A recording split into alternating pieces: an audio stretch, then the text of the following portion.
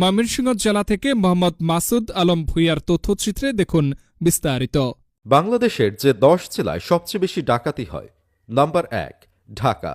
বাংলাদেশের রাজধানী ঢাকায় সর্বাধিক ডাকাতির মামলার সংখ্যা রয়েছে, যা দেশের আর কোনো জেলায় নেই। নাম্বার 2, কুমিল্লা। চট্টগ্রাম মহাসড়ক ও ভৌগোলিক অবস্থানের কারণে এখানে ডাকাতি বেশি হয়। নাম্বার 3, চট্টগ্রাম।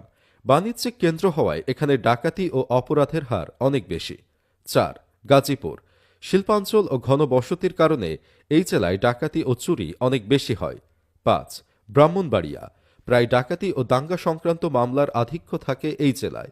6, যশোর। খুলনা সীমান্ত এলাকা হওয়ায় এখানে অপরাধীদের আনাগোনা বেশি, যার ফলে ডাকাতিও হয় বেশি। 7, টাঙ্গাইল। বিশেষ করে মহাসড়ক ও শিল্পাঞ্চলে ট্রাক ডাকাতি বেশি হয়। 8, ময়মনসিংহ। ময়মনসিংহের এই জেলা বড় হওয়ায় এবং চরাঞ্চল থাকায় ডাকাতির ঘটনা প্রতিনিয়ত ঘটে। 9, নারায়ণগঞ্জ। নদীবন্দর ও শিল্প এলাকা হওয়ায় এখানেও ডাকাতির হার বেশি। 10, সিলেট। সিলেট প্রবাসী অধ্যুষিত এলাকা হওয়ায় কিছু নির্দিষ্ট সময় ডাকাতি বেড়ে যায়।